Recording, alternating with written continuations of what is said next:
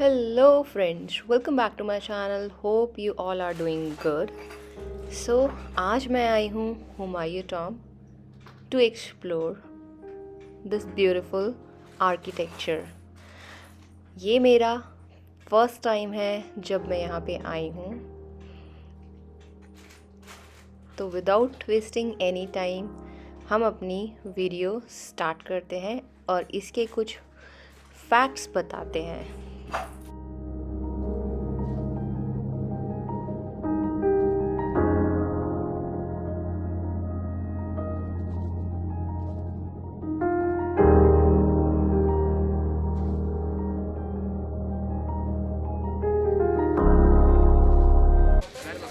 तो चलिए चलते हैं एंड एक्सप्लोर करते हैं. आज वीकडे है, वीकेंड नहीं है, बट स्टिल मैं काफ़ी सारा रश देख सकती हूँ. एंड लेट्स सी, एक्सप्लोर करते हैं.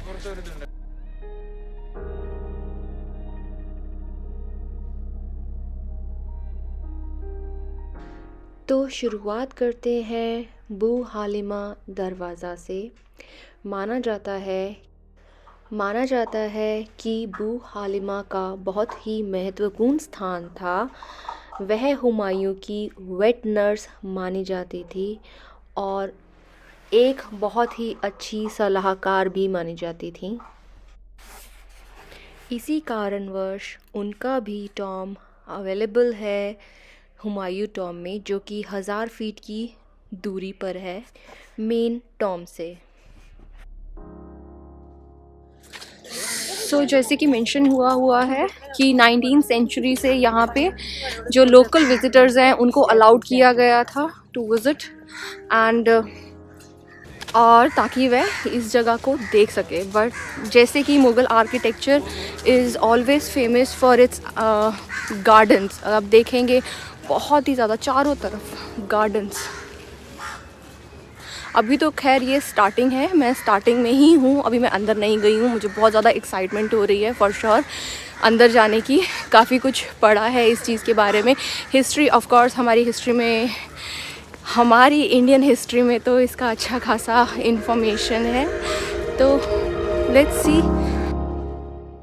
As per the records available, Humayun tomb 30 acres ज़मीन पर बनाया गया है.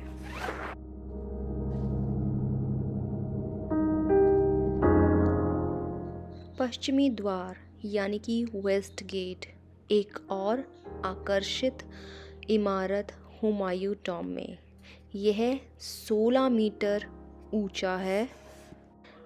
दोनों कक्षों से जाकर एक केंद्रीय रास्ता ऊपर की तरफ जाता है और यहाँ पर एक ऊपर छोटा सा आंगन भी है. अभी लॉक्ड है ड्यू टू सम रेस्ट्रिक्शंस.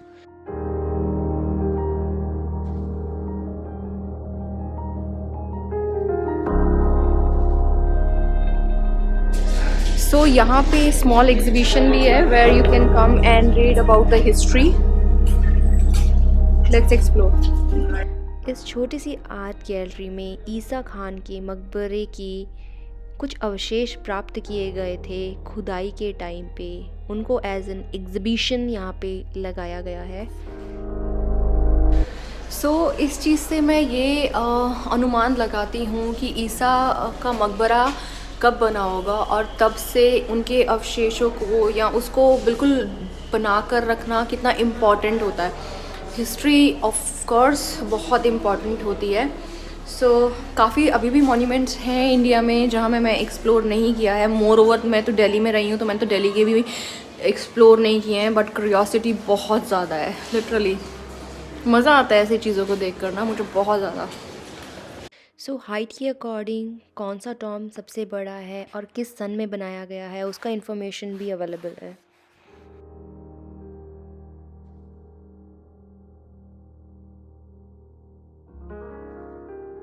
आपको एक और चीज़ दिखाती हूँ. आई बिलीव ये काफ़ी ओल्ड है और काफ़ी पुराने टाइम का लैम्प. सो इस तरह के लैम्प आपको ऑलमोस्ट हर मॉन्यूमेंट में देखने के लिए मिल जाएंगे.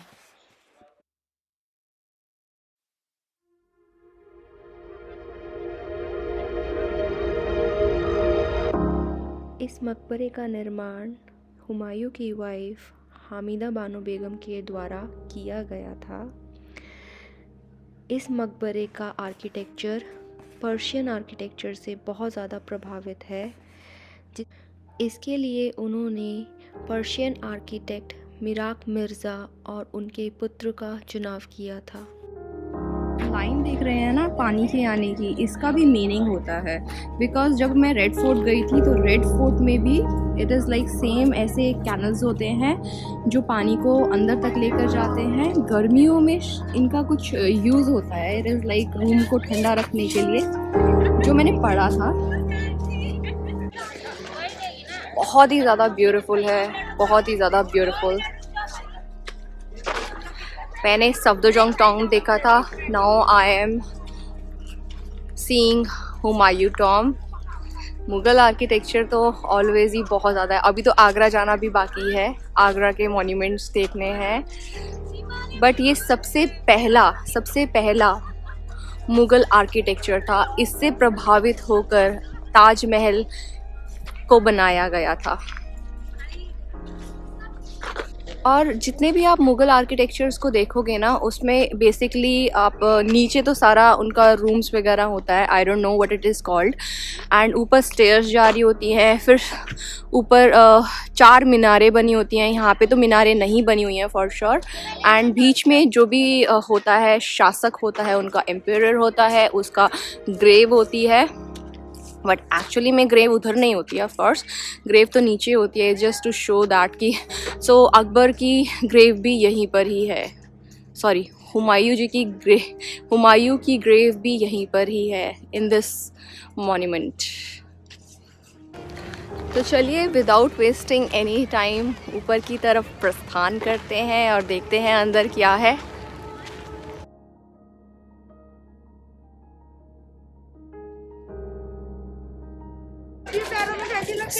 अब हम पहुंच चुके हैं ऊपर और आपको दिखाते हैं। यहाँ पे काफ़ी सारे ग्रेव्स ऊपर ही नज़र आ रहे हैं। आई डोंट नो यहाँ पे कुछ मेंशन किया हुआ है या नहीं, लेट्स सी, देखते हैं। सी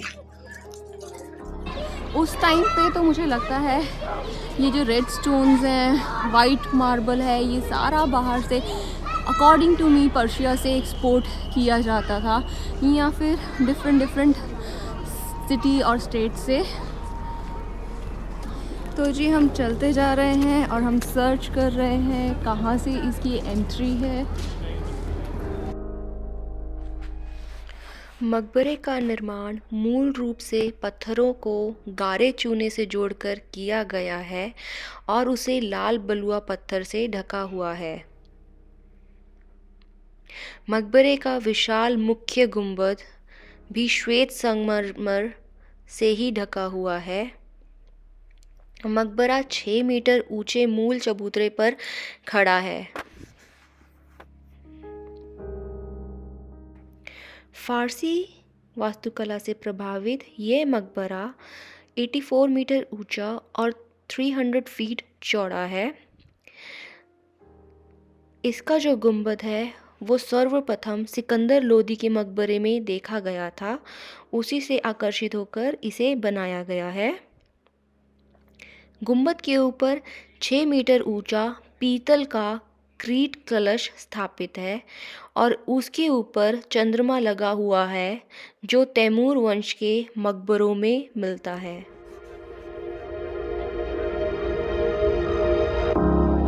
इतने बड़े मॉन्यूमेंट को बनाने के लिए भी तो एक पावर चाहिए, और मुग़ल तो उस टाइम पे सबसे ज़्यादा पावरफुल थे। कभी आप रेड फोर्ट में जाएंगे, रेड फोर्ट में जाना, वहाँ पे भी उनका जो मतलब अंदर का उन्होंने बनाया हुआ है, जहाँ पे उनके जश्न होते थे, जहाँ पे वो टेंट्स लगाते थे, जहाँ पे रानी रहती थी, जहाँ पे उनके तख्त होते थे, दीवाने आम, दीवाने खास, सब बहुत अमेजिंग है यार, बहुत अमेजिंग। जिनको इंटरेस्ट है ना इन चीज़ों में, उनको तो मज़ा ही आता है। तो हमें तो बहुत ज़्यादा इंटरेस्ट है एक्सप्लोर करने का इन चीज़ों को। बट मैं देख रही हूँ, मैं चारों तरफ घूम रही हूँ, इसका अभी तक एंट्री नहीं है। अंदर का एंट्री मैं सर्च कर रही हूँ कहाँ से है। और बताया जाता है कि हुमायूं के जो मुख्य सदस्य थे उनकी फैमिली के, उनको यहीं पे ही दफनाया गया था। सबकी कब्रें यहीं पर हैं, सबकी ग्रेव्स यहीं पर ही हैं। अपने सनग्लासेस को बहुत ज़्यादा मिस कर रही हूँ मैं भूल गई हूँ सनग्लासेस लाना, बट यहाँ पे तो अभी धूप नहीं है, नीचे तो है ही है। और ऐसे मौसम में आना और एक्सप्लोर करना ऐसी चीज़ों को ना ज़्यादा अच्छा होता है इंस्टेड ऑफ गर्मी में आना, क्योंकि गर्मियों में यहाँ पे बहुत ज़्यादा गर्मी होती है यार। Best time is this winters, ना ज़्यादा ठंडा ना ज़्यादा गर्म, क्योंकि दिन में ही आओगे, रात में तो आओगे नहीं। मुख्य इमारत के निर्माण में 8 वर्ष लगे, किंतु इसकी पूर्ण शोभा इसके घेरे हुए 30 एकड़ में फैले 4 बाग शैली के मुगल उद्यानों से निखरती है। जन्नत रूपी उद्यान चहार दीवारी के भीतर बना है। ये उद्यान 4 भागों में पैदल पथों और 2 विभाजक केंद्रीय जल नलिकाओं द्वारा बटा हुआ है। यह इस्लाम में जन्नत के बाग में बहने वाली 4 नदियों के परिचायक है।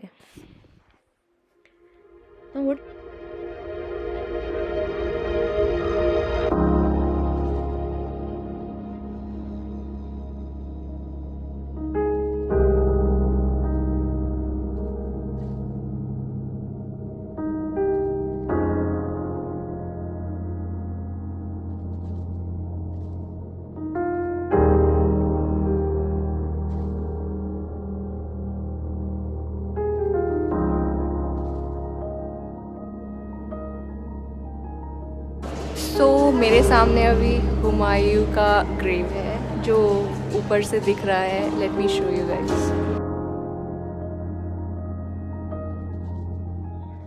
कभी कभार यकीन नहीं होता कि हम उनका ग्रेव देख रहे हैं जो एक टाइम पे जिन्होंने भारत पर शासन किया था। A great king, a great Mughal king. अब मैं आपको इसके अंदर का आर्किटेक्चर दिखाती हूँ कैसे बनाया हुआ है। बहुत हाइट पर है और मेरे पीछे आप देख सकते हैं ऐसे दरवाज़े जो कि ऊपर जाने के लिए होते हैं, बट अभी फॉर श्योर ये सारे डोर्स क्लोज्ड हैं। और इसके अंदर मैं देख रही हूँ तो काफ़ी सारी ग्रेव्स हैं। Let's explore. मुख्य कक्ष में संगमरमर की जालीदार घेरे के ठीक ऊपर मेहराब भी बना है जो पश्चिम में मक्का की ओर बना है। यहाँ आमतौर पर प्रवेश द्वारों पर खुदे कुरान के सूरा 28 की बजाय सूरा अन-नूर की एक रेखा बनी है जिसके द्वारा प्रकाश किबला यानी कि मक्का की दिशा से अंदर प्रवेश करता है। इस प्रकार सम्राट का स्तर उनके विरोधियों और प्रतिद्वंदियों से ऊंचा देवत्व के निकट हो जाता है। यहाँ के जितने भी डोर्स हैं, मैं जैसे ये डोर देख रही हूँ, यहाँ पे भी किसी का ग्रेव है। और अगर मैं उस साइड के डोर देख रही हूँ वहाँ पे भी किसी का ग्रेव है। एंड देन दैट डोर, वहाँ पे भी किसी का ग्रेव है। तो लेट्स एक्सप्लोर। पता तो चलेगा नहीं कि किसका है, बट स्टिल क्यूरियोसिटी है, देखेंगे ऑफ कोर्स। लेट्स सी किस किस की ग्रेव्स हैं। मुझे ना ये डोर्स वगैरह, इतने हैवी डोर्स हैं यार, कौन सा वुडन होगा उस टाइम पे जो ये लोग यूज़ करते होंगे कुछ। इस मकबरे में 4 कक्ष हैं और चारों कक्षों में किसी की ग्रेव है। ग्रेव के ऊपर उर्दू में कुछ लिखा हुआ है जो कि मुझे तो पढ़ना नहीं आता है। और ये जिसके भी ग्रेव्स हैं वो सारे मेल्स हैं क्योंकि सारी बड़ी ग्रेव्स हैं ना, इसलिए।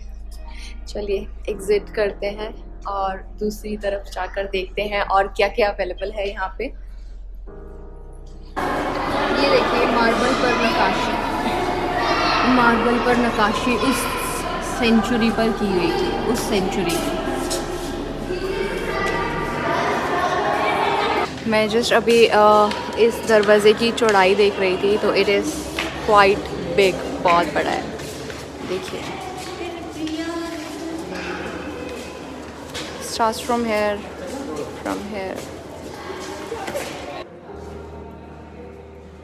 जितना मुझे नॉलेज है मैं आप लोगों से शेयर कर रही हूँ। तो जी, हमने, धूप बहुत ज़्यादा हो गई है, दिन का टाइम हो चुका है, हुमायूं टॉम देख लिया है। Now moving to the other, Isa tomb. Let's go. मुझे नहीं पता था कि एक ही जगह पे ये सब कुछ अवेलेबल है। दिल्ली में रहते हुए भी बहुत चीज़ों का नहीं पता है यार। खैर, होता है, हम में से काफ़ी लोगों के साथ ऐसा होता है कि जहाँ पे रहते हैं वहाँ का नहीं पता होता और दूसरी जगहों का ज़्यादा क्यूरियोसिटी होती है देखने की। तो चलिए ईसा टॉम देखने चलते हैं। तो हर आर्किटेक्चर के नीचे ऐसे डोर्स हैं। इन डोर्स का क्या यूज़ होता है मुझे नहीं पता। आई गेस कि उनके विजिटर आके स्टे करते होंगे, या फिर जो भी है, पढ़ेंगे। ये डोर ना अभी अंदर से क्लोज है, अगर खुले होते ना तो काफ़ी एडवेंचरस होता जानने के लिए कि क्या क्या चीज़ें अंदर अवेलेबल हैं। आई बिलीव लॉक्ड है, सारे के सारे लॉक्ड है। Let me try. लॉक्ड कर रखा है, ये ओपन नहीं होगा, बहुत ज़्यादा ही, मतलब मेन लॉक यहीं पे है। और इस डोर को देखकर अभी अभी जस्ट मेरे दिमाग में ख्याल आया कि ये उस सेंचुरी की डोर है, ना इसमें दीमक लगी है, ना कुछ ख़राब हुए हैं, ना ही कुछ हुआ है अभी तक वैसे ही है। नए नहीं है फॉर श्योर, बट स्ट्रॉन्ग उतने ही है। इवन लोहे पे भी जंग नहीं लगा है।